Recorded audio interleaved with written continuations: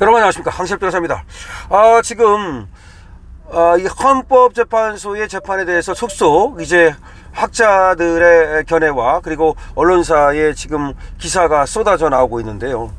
어제 그 재판은 형사재판에서 다룰 내용을 헌재가 판단을 했다. 아니, 지금 헌재가 형사재판을 했다. 형사재판하고요 헌재재판은 너무 다른 거고, 형사재판은 엄청 오래 끌어요. 그리고 1심, 2심, 3심하고 그래서 정말로 증거를 엄격하게 판단해 가지고 그래서 유죄인가 무죄인가를 판단하거든요. 그런데 헌재가 졸속으로 심리를 하면서 이것이 형사재판을 했다는 겁니다. 아니, 형사재판을 하면서 실제로 그 수사한 거라든지 이런 것들을 전문 증거를 갖다 놓고, 그 다음에 피고인의 방어권도 안 주고 반대 신문권도 허용하지 않고 또 뭐 증인신문 시간도 제한하고 막 졸속 심리를 해가지고서 형사재판을 했다. 지금 이거 지금 지기현 부장판사가 이거 판단하게 돼 있잖아요. 형사재판하게 돼 있잖아요. 그럼 거기서 이제 이것과 다른 결과가 나오면 이거 어떻게 책임질 겁니까? 지금 마치 윤석열 대통령이 형사적으로 뭐가 문제가 있는 것처럼 이렇게 지금 재판을 해서 헌법재판을 해서 윤 대통령을 파면했는데, 이거는 정말로 완전히 월권을 한 거야. 헌법재판소가 재판을 한 것이 아니라 정치적 판단을 했다는 비판이 그래서 나오는 겁니다. 헌재한테 누가 그렇게 형사재판을 하라는 권한을 줬습니까? 그리고 형사재판을 하려면 증거 인부부터 시작해서 증거 동의 여부, 그 다음에 또 전부 다 하나하나 공소사실의 동일성부터 따져가지고 전부 다 따져야 되는데, 아니 형사재판하면서 그러면 소추사실의 동일성은 왜 안 따집니까? 정말로 너무너무나 이상한 재판을 했는데요. 조선일보가 내란 혐의 형사재판에서 다툴 내용을 헌재가 판단을 했다, 이렇게 지금 비판을 하고 있습니다. 헌법재판소가 윤석열 대통령 탄핵소추안 인용을 결정하면서 내란 행위에 대해 위법하다고 이 판단을 한 건데, 이에 대해서 법조계에서는 내란 혐의 형사재판에서 다툴 내용을 헌재가 미리 판단한 것은 이례적이다.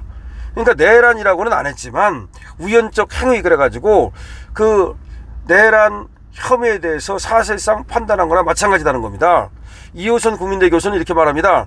대통령의 내란죄 형사재판에서 다룰 계엄군 국회 투입, 선관위 서버 확보 시도, 이거를 헌재가 사실로 인정하고, 그 사실인지 아닌지 어떻게 알아? 지금 헌재가 말이죠. 사실상 위법 행위로 판단했다고 본다면 이는 형사재판에 영향을 미치고 재판 결과를 예단하게 하는 것으로 헌재 권한을 벗어난 것이다. 그러면서 이호선 교수는 이렇게 말합니다. 결과에 승복하지 않을 수는 없겠지만, 그러니까 헌재 재판에 뭐 승복하지 않는 방법은 없겠지만 법리적인 면에서 두고두고 문제가 된 정치적 판결이다. 이거 안 된다는 거죠. 지금 대통령 탄핵 심판 일지를 보면은 2024년 12월 3일 날 윤 대통령의 비상계엄이 선포되고요. 14일 날 탄핵안이 의결됐습니다. 그리고 16일 날 정영식이 주심으로 배정됐는데, 이때까지만 해도 우리는 정영식이 주심으로 배정됐으니까 안도의 한숨을 내셨죠. 그러나 정영식이 사실은 배신자였죠. 27일 날 1차 준비기일 탄핵 사유 쟁점 정리를 하고 2025년 1월 1일 날 조한창 정계선 재판관이 들어갑니다. 이 전부 다 이거 사실상 임명하지 말았어야 되는 거죠. 3일 날 2차 준비기일 국회 측 내란죄를 철회했는데, 이 3일 날 말이죠. 1월 3일 날. 그리고 나서 이제 14일부터 2월 25일까지 11차례 변론을 했는데, 11차례. 이 대통령 68분간 최후 진술을 했고, 계엄은 대국민 호수다, 복귀하면 견하겠다, 이런 얘기까지 했습니다.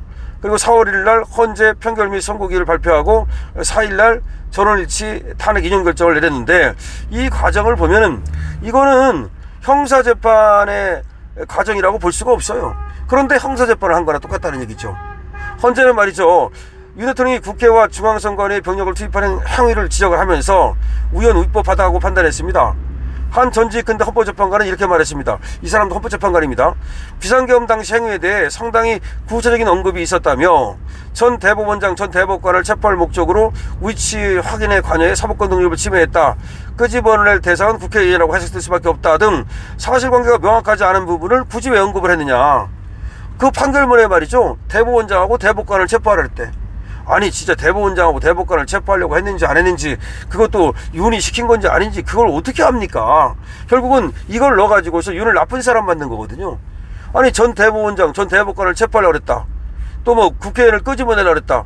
이게 사실관계가 분명하지 않은데 이건 형사재판에서 다룰 문제인데 이거를 그냥 전부 다 사실로 인정해버렸다.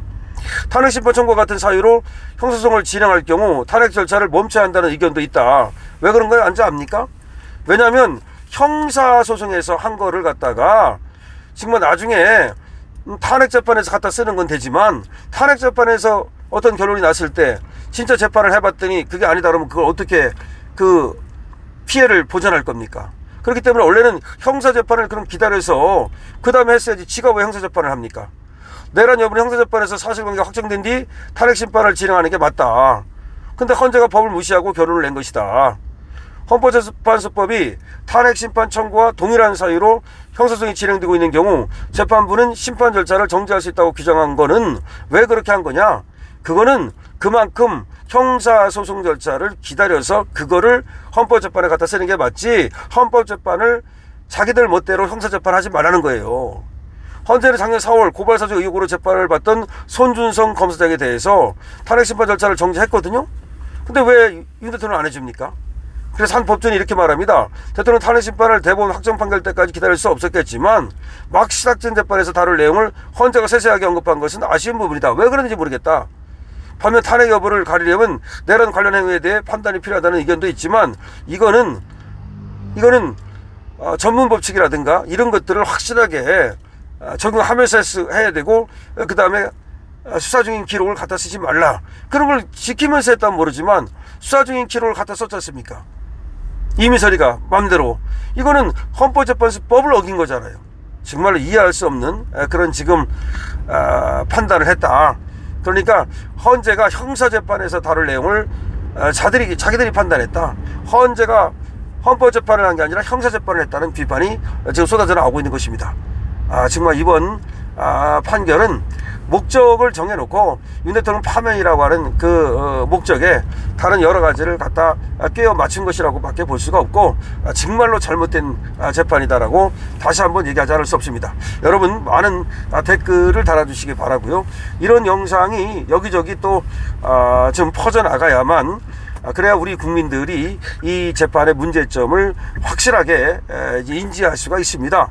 그리고 끝나야 끝난 거라고 제가 말씀을 드렸습니다만 1차적으로는 물론 윤 대통령은 파면되는 결과를 가져왔습니다만은 그러나 지금 우리는 60일 안에 또 선거를 치러야 되고 우리 자유우파의 승리는 아직 끝난 것이 아닙니다. 윤 대통령은 설사 일시적으로 지금 패배했다 하더라도 그렇다고 해서 우리가 체제전쟁에 패배하거나 지금 자유우파가 패배해서는 안 되기 때문에 다시 힘을 내고 여러분들 화이팅 하십시오. 저도 화이팅 하겠습니다. 먼저 공유해 주시고 그 다음에 좋아요도 눌러 주시고 댓글 달아 주시는 거, 이것이 바로 우리 체제전쟁에서 승리하는 길이고 자유우파가 승리하는 길이라는 점 말씀드립니다. 많은 댓글 부탁드립니다. 강신업 TV입니다.